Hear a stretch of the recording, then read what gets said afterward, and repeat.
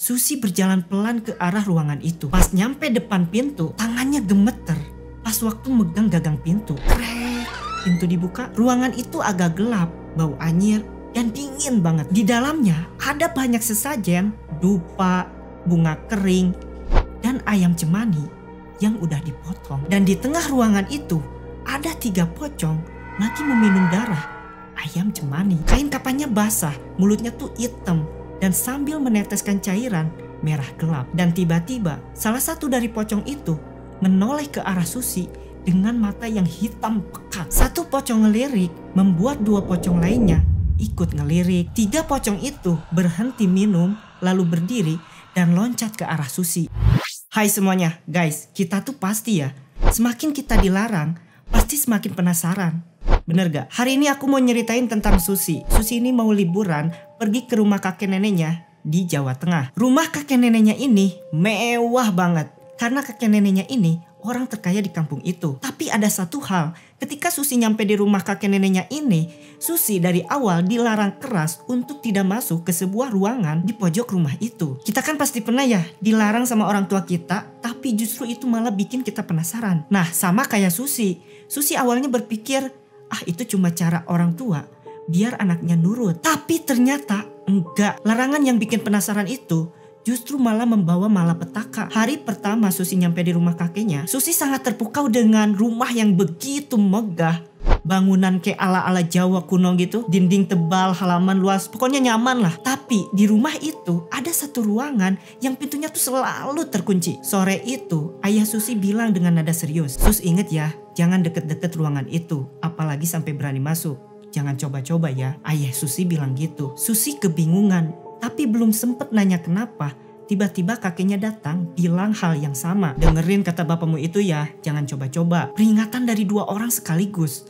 Tapi justru itu malah bikin Susi semakin penasaran. Malam pertama di rumah itu, Susi nggak bisa tidur. Wajar ya, namanya juga tidur di tempat asing kan. Nah, dia pergilah ke toilet, pipis. Pas Susi keluar kamar, Susi dengar suara yang menggeram dari ruangan yang dilarang sama ayahnya itu. Tapi Susi mencoba untuk tidak peduli. Dia langsung pergi ke toilet untuk pipis. Selesai pipis, Susi kembali ke kamar. Pas dia jalan ke kamar, suara menggeram itu masih ada. Tapi yang bikin kaget, Susi melihat pocong menggeram sambil membenturkan kepalanya ke tangga. Dan bukan cuma 1 pocong, tapi ada 3. Dengan panik, Susi langsung masuk ke kamarnya, kunci pintu, naik ke kasur, tarik selimut, terus berusaha untuk cepet-cepet tidur lah. Nah, besok paginya Susi main di halaman rumah. Ada ibu-ibu kampung yang nyeletuk sambil berbisik-bisik, "Hati-hati Neng, rumah itu memang dijaga sama sesuatu. Makanya orang di dalamnya gak pernah kekurangan." Ibu-ibunya bilang gitu sambil kayak ngeledek. Susi makin bingung apa yang dimaksud sama ibu-ibu ini. Akhirnya Susi pergi ke halaman belakang rumah untuk main di sana. Di sana ada kakeknya yang lagi ngasih makan banyak sekali ayam. Cuma Susi kaget. "Kok ayamnya hitam semua?" Terus kakeknya jawab, "Iya, ini emang ayam cemani. Ayam ini memang bukan untuk kita makan," katanya. Terus dijawab lagi sama Susi, "Kalau bukan untuk kita, terus untuk siapa?" Di situ kakeknya nggak bisa jawab, cuma bisa tersenyum sambil ngeliatin Susi. Hari ketiga liburan, sekeluarga pergi ke kebun untuk panen buah, sayuran, dan sekalian makan bersama. Rumah kosong, Susi pun ikut. Tapi di tengah kegiatan, Susi izin pulang untuk mengambil sesuatu. Karena rumah dan kebunnya ini nggak berjauhan, ketika Susi masuk rumah dan berjalan ke kamarnya, ekor mata Susi melihat ruangan itu. Dia sadar pintu ruangan yang dilarang itu sedikit terbuka, kayak sengaja ninggalin celah gitu. Dengan penasaran yang menumpuk, Susi memutuskan untuk mendekati ruangan itu. Susi berjalan pelan ke arah ruangan itu. Pas nyampe depan pintu, tangannya gemeter. Pas waktu megang gagang pintu, krek, pintu dibuka. Ruangan itu agak gelap, bau anyir, dan dingin banget. Di dalamnya ada banyak sesajen, dupa, bunga kering, dan ayam cemani yang udah dipotong. Lantainya penuh dengan kain kapan kotor, lusuh, dan ada banyak sekali bercak darah di dinding. Di situ Susi hampir muntah. Dan di tengah ruangan itu ada 3 pocong lagi meminum darah ayam cemani. Kain kapannya basah, mulutnya tuh hitam, dan sambil meneteskan cairan merah gelap. Dan tiba-tiba salah satu dari pocong itu menoleh ke arah Susi dengan mata yang hitam pekat. 1 pocong ngelirik membuat 2 pocong lainnya ikut ngelirik. 3 pocong itu berhenti minum lalu berdiri dan loncat ke arah Susi. Susi panik. Jantungnya mau copot. Pocong pertama lompat, jaraknya tinggal 2 meter.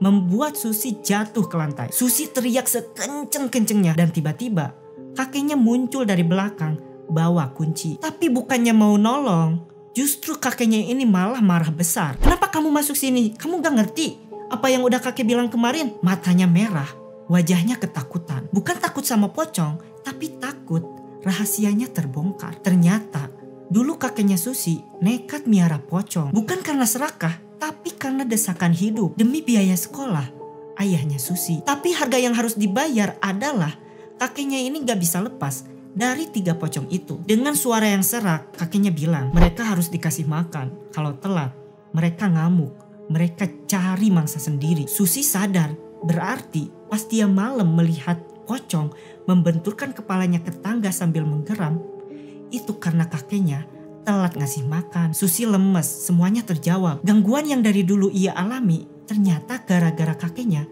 miara pocong. Lalu kakeknya nyalain dupa dan melempar ayam cemani di ruangan itu. Seketika pocong-pocong lompat ke ayam, darah nyiprat kemana-mana. Dari situlah Susi tahu semuanya. Pertanyaannya sekarang, kalau lo jadi Susi, berani gak buka pintu ruangannya? Atau pura-pura gak tahu rahasia keluarga kalian? Guys, kalau kalian mau aku menceritakan kisah-kisah lain yang lebih menyeramkan dari ini, ataupun tempat-tempat yang punya cerita-cerita mistis, silahkan kasih tahu di kolom komentar di bawah. Dan kalau kalian punya cerita horor dan mau aku ceritakan di video, silahkan kirim ke email yang ada di description di bawah. Guys, terima kasih yang udah nonton. Bye-bye.